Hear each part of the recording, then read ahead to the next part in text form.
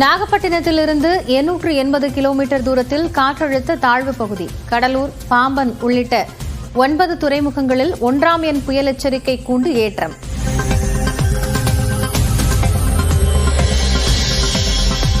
திருவாரூர், மயிலாடுதுறை, நாகை மாவட்டத்தில் நாளை அதி கனமழை பெய்ய வாய்ப்பு. நாளை மறுநாள் கடலூர், மயிலாடுதுறை மாவட்டங்களில் அதி கனமழை பெய்யும் என கணிப்பு.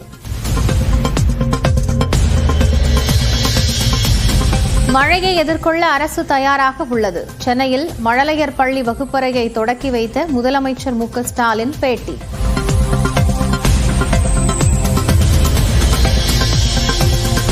முதல் நாளிலேயே அமளியால் நாடாளுமன்ற இரு அவைகளும் முடக்கம். அதானி லஞ்ச விவகாரம், மணிப்பூர் லஞ்ச விவகாரம் தொடர்பாக எதிர்க்கட்சிகள் முழக்கம்.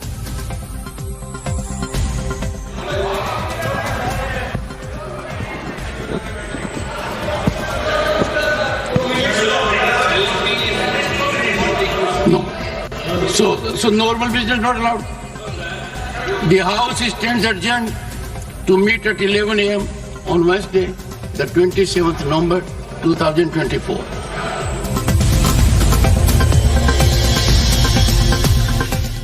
மக்களால் நிராகரிக்கப்பட்டவர்கள் நாடாளுமன்றத்தில் விவாதம் நடத்த விடுவதில்லை என பிரதமர் மோடி குற்றச்சாட்டு. ஜனநாயகத்தை மதிக்காதவர்கள் என்றும் எதிர்க்கட்சிகள் மீது காட்டம்.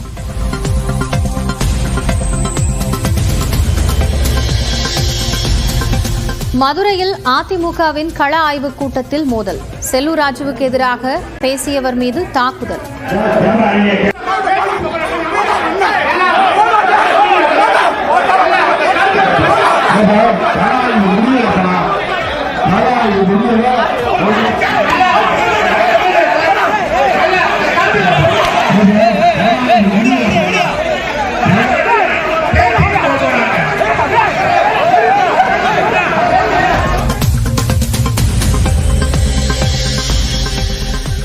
அதிமுக கூட்டத்தில் மோதல் அல்ல, பணிபுரிவதில் போட்டி.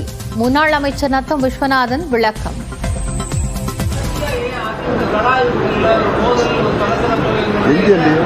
மோதலுள்ள சலசலம் நீங்களே பார்த்தீங்க. யாராச்சும் ஒரு இடத்துல ஒருத்தர் சவுட்டு ஆர்வத்தின் மிகுதியாக ஒரு சவுட்டு கொடுத்தா அது ஒரு பெரிய மோதலா? அதெல்லாம் இல்லை.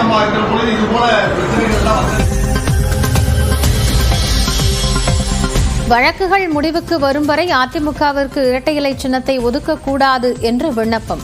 ஒரு வாரத்தில் உத்தரவு பிறப்பிக்கப்படும் என உயர்நீதிமன்றத்தில் தேர்தல் ஆணையம் தகவல்.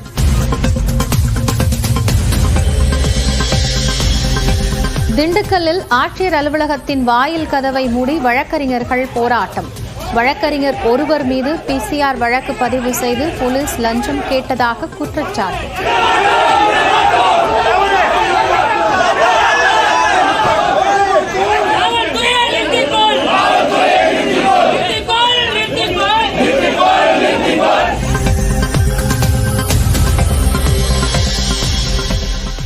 ஓய்வு பெற்ற ஐஜி முருகனுக்கு எதிரான பிடி ஆணை ரத்து. நேரில் ஆஜரானதை தொடர்ந்து சென்னை சைதாப்பேட்டை நீதிமன்றம் ஆணை.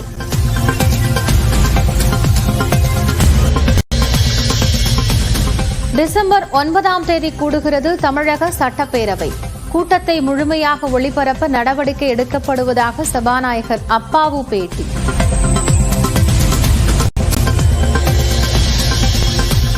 தனி இணையதளத்தை உருவாக்கி பெண்கள் மற்றும் பெண் குழந்தைகளின் பாதுகாப்பை உறுதி செய்ய வேண்டும். தமிழ்நாடு அரசுக்கு தாவேக தலைவர் விஜய் கோரிக்கை.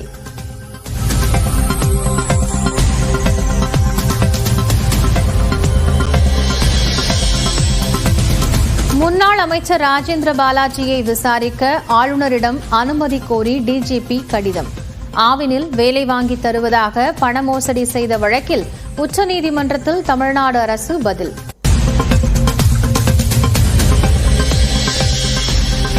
சென்னையில் தங்கம் விலை ஒரே நாளில் சவரனுக்கு 800 ரூபாய் சரிவு. ஒரு சவரன் மீண்டும் 58,000க்கும் கீழ் குறைந்தது.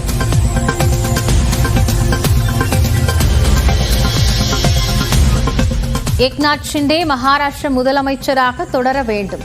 பாஜக கூட்டணி முதலமைச்சர் இன்று அறிவிக்கப்பட உள்ள நிலையில் சிவசேனா வலியுறுத்தல்.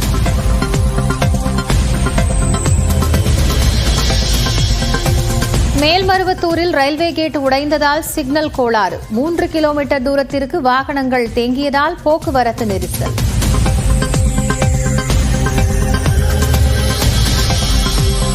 அந்தமான் அருகே 5000 கிலோ போதைப் பொருட்கள் பறிமுதல். மீன்பிடி படகில் சிக்கியதாக கடலோர பாதுகாப்பு படை தகவல்.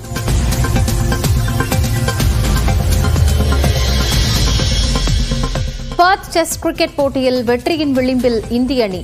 முதல் டெஸ்டை வசப்படுத்த இன்னும் 1 விக்கெட் மட்டுமே தேவை.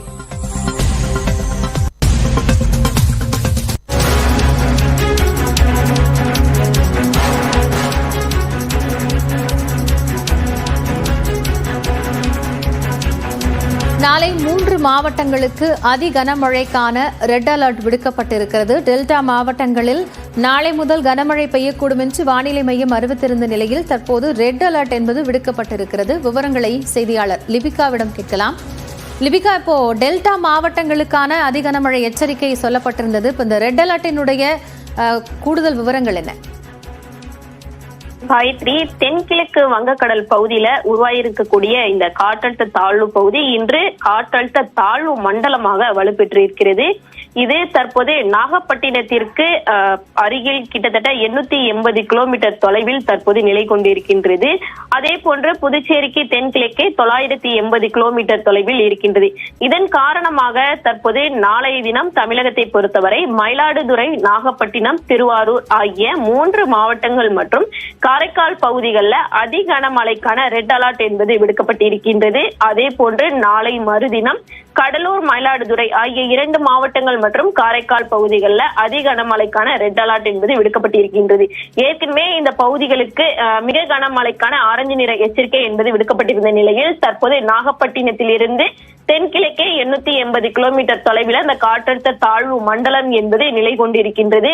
இது ஆழ்ந்த காற்றழுத்த தாழ்வு மண்டலமாக அடுத்து வரக்கூடிய 2 தினங்கள்ல வலுப்பெறக்கூடும் என தெரிவிக்கப்பட்டிருக்கின்றது.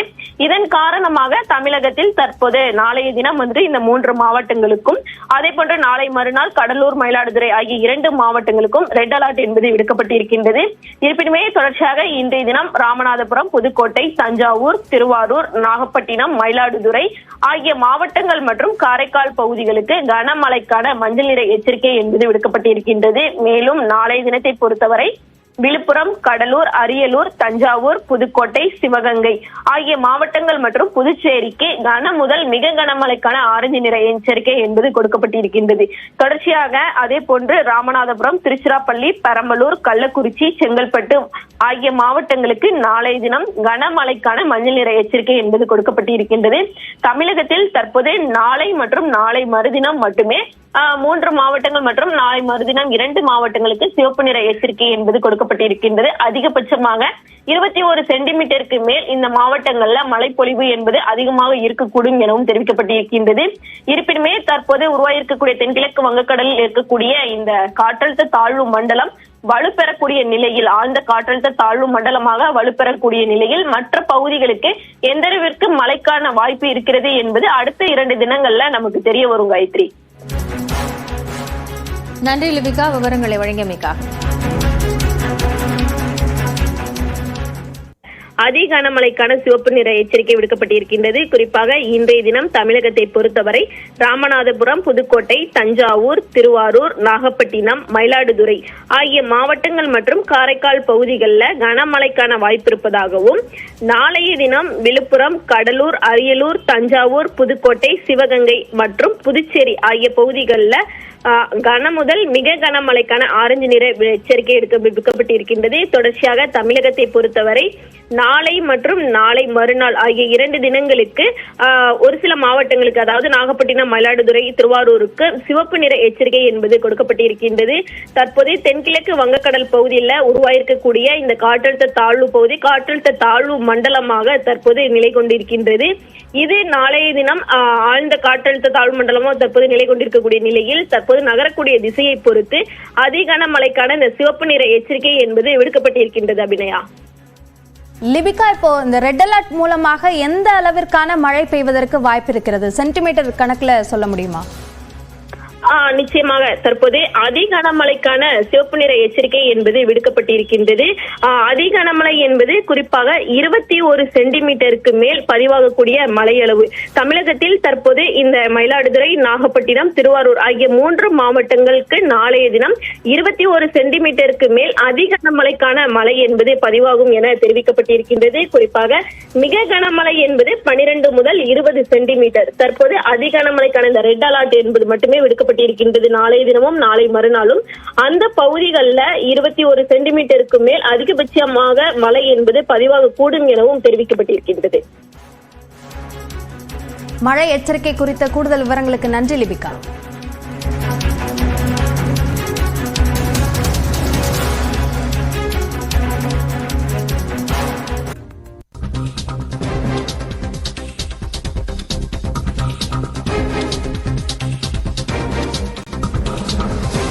இலங்கை சிறையில் உள்ள ராமேஸ்வரம் மீனவர்கள் 23 பேருக்கான அந்த காவலை நீட்டித்திருக்கிறது இலங்கை நீதிமன்றம். அதனை அண்மை செய்தியாக பார்க்கிறோம். இலங்கை சிறையில் உள்ள ராமேஸ்வரம் மீனவர்கள் 23 பேரின் காவல் டிசம்பர் 3ஆம் தேதி வரைக்கும் நீட்டிக்கப்பட்டிருக்கிறது. கடந்த 10ஆம் தேதி சிறைப்பிடிக்கப்பட்ட மீனவர்கள் ஊர்காவல்துறை நீதிமன்றத்தில் ஆஜர்படுத்தப்பட்டனர். அவர்களுக்கான காவலை நீட்டித்து இலங்கை நீதிமன்றம் உத்தரவு பிறப்பித்துள்ளது. உடனடியாக குற்றப்பத்திரிகையை தாக்கல் செய்ய வேண்டும் என்ற உத்தரவையும் யாழ்ப்பாணம் காவல்துறையினருக்கு இலங்கை நீதிமன்றம் உத்தரவு பிறப்பித்துள்ளது. மீனவர்களை மீட்க வேண்டும் என்ற கோரிக்கை இங்கு வலுத்து வரக்கூடிய நிலையில் அவர்களுக்கான காவல் நீட்டிக்கப்பட்டிருக்கிறது என்பதை கவனிக்க வேண்டியுள்ளது.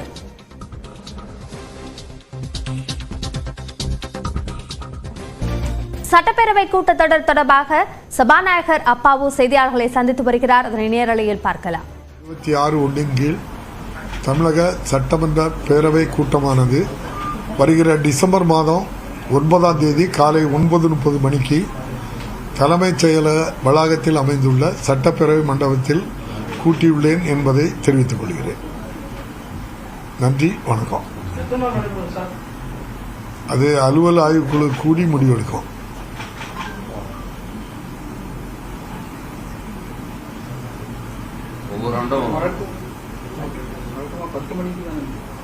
இது 9:30 மணின்னு சொல்லி போன தடவை பில் கொண்டு வந்து பாஸ் பண்ணியாச்சு.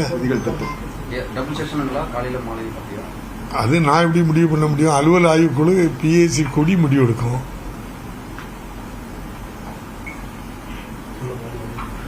சரிதானே? 100 நாட்கள் ஒரு ஆண்டுல சட்டப்பேரவை கூடுவோம். இந்த ஆண்டுகள் எத்தனை முறை வந்திருக்கும்? ஆண்டு முடிவு போகுது. கணக்கு உங்ககிட்ட இருக்குல்ல? அது நம்ம அலுவல் ஆய்வுக்குழு கூடி பேசி முடிவெடுக்கிற நாள் தான் நடத்த முடியுமே தவிர என் விருப்பத்துக்கு நான் 100 நாள் வைக்க போறேன்னு நான் சொல்ல முடியாது. அலுவல் ஆய்வுக்குழு தான் கூடி முடிவெடுத்து இந்த சபையை எவ்வளவு நாள் நடத்தணும்னு சொல்லுவோம். அலுவல் ஆய்வுக்குழுல எல்லா கட்சி உறுப்பினர்களும் இருக்காங்க. நன்றி. அவை அதெல்லாம் நடைமுறையில் இருக்கு, சிலது ஆய்வுல இருக்கு. அதெல்லாம் அந்தந்த பணிகள் நடந்துகிட்டே இருக்கும். நடவடிக்கைகள் தேவையான இடங்கள்ல தேவையான நடவடிக்கை எடுக்கும்.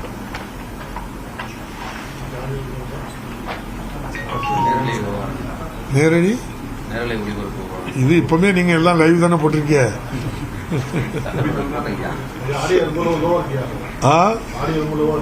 சட்டமன்றமா நீங்க எல்லாமே லைவ்ல தான் ஓடிட்டு இருக்கு. சட்டமன்றம் படிப்படியாட்டு முழுமையாட்டு சட்டமன்ற கூட்டத்தொடர் முழுமையா லைவ் பண்றதுக்கு வேண்டிய நடவடிக்கைகள் எடுக்கப்பட்டு வருகிறது.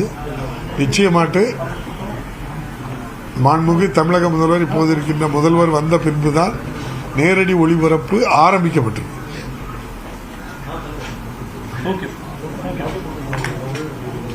வெளிநாடுகள்லாம் பயணம் போயிருந்தீங்க, அவங்களோட சட்டப்பேரவை அங்க பெருமையா பேசுறாங்களா? எப்படி இருக்கு?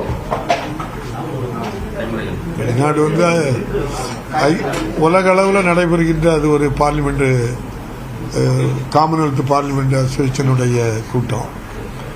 அதுகளில் இந்த ஆண்டு ஆர்டிபிஷியல் இன்டெலிஜென்ஸை பற்றி நமக்கும் பேசுகிற ஒரு வாய்ப்பு கிடைச்சிது.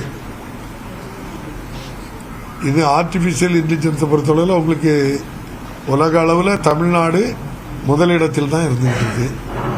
சட்டப்பேரவையாக இருந்தாலும் காகிதம் இல்லாத சட்டப்பேரவை எல்லாமே புதிய தொழில்நுட்பங்களை மக்களிடம் கொண்டு சேர்ப்பதற்காக பள்ளி கல்லூரிகளிலும் நம்முடைய மாண்புமிகு முதல்வர் அவர்கள் ஆர்டிஃபிஷியல் இன்டெலிஜென்ஸை கொண்டு சேர்த்து நம்முடைய வருங்கால மாணவ செல்வங்கள் அந்த புதிய தொழில்நுட்பங்களை படித்து பலன் பெறுவதற்கு வேண்டிய பணிகளை செய்து கொண்டிருக்கிறது இந்த அரசு. நன்றி. நன்றி. போ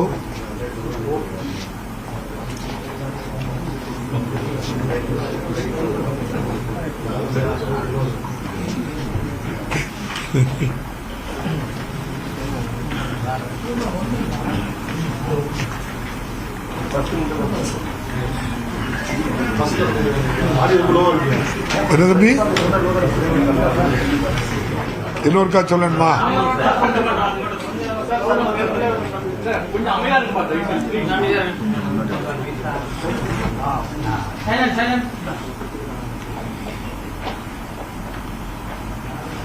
தமிழக சட்டப்பேரவை கூட்டத்தொடரானது தமிழக சட்டமன்ற பேரவை விதி 26(1) கீழ் வருகிற டிசம்பர் மாதம் 9ஆம் தேதி காலை 9:30 மணிக்கு தலைமைச் செயலக வளாகத்தில் அமைந்துள்ள சட்டப்பேரவை மண்டபத்தில் நடைபெறும் என்பதை தெரிவித்துள்ளேன்.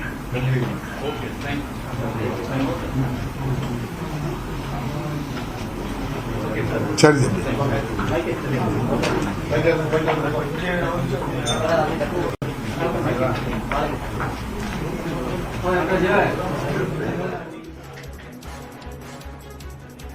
டிசம்பர் 9ஆம் தேதி தமிழ்நாடு சட்டப்பேரவை கூடுகிறது என்பதற்கான அறிவிப்பை வெளியிட்டிருக்கிறார் தமிழ்நாடு சபாநாயகர் அப்பாவு. இது குறித்த கூடுதல் விவரங்களை நம்முடைய சிறப்பு செய்தியாளர் தமிழரசியிடம் கேட்கலாம். தமிழரசி, விவரங்களை பதிவு செய்யுங்கள்.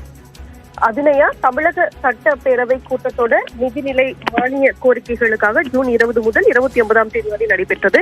அதைத் தொடர்ந்து நிதிநிலை அறிக்கைகள் மீது பல்வேறு கட்சிகளின் சட்டப்பேரவை உறுப்பினர்களின் விவாதம் நடைபெற்று முடிந்து துறை சார்ந்த அமைச்சர்களும் பதிலளித்து உரையாற்றினர். இதையடுத்து பேரவை தேதி குறிப்பிடாமல் ஒத்திவைக்கப்பட்டது. பேரவை விதிகளின்படி பேரவையின் ஒரு கூட்டம் முடிந்தால் அடுத்து 6 மாதங்களுக்குள் அடுத்த கூட்டம் நடத்தப்பட வேண்டும். அந்த வகையில் டிசம்பர் 9ஆம் தேதி சட்டப்பேரவை கூட இருப்பதாக சபாநாயகர் அப்பாவு தெரிவித்திருக்கிறார்.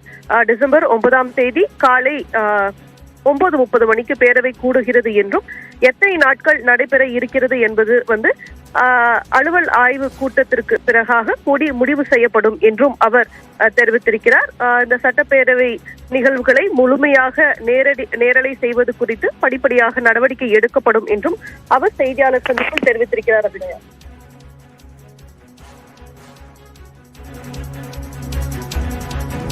தமிழரசி, இப்ப இந்த சட்டப்பேரவை கூட்டத்தொடரினுடைய நோக்கம், அது கூடுவதற்கான அதன் மூலமாக நிறைவேற்றப்படக்கூடிய திட்டங்கள், இது சார்ந்த விஷயங்கள் எல்லாம் இருக்குமா என்ற எதிர்பார்ப்பும் இருந்து வருகிறது. சார்ந்த கூடுதல் விவரங்களுக்கு நன்றி தமிழரசி.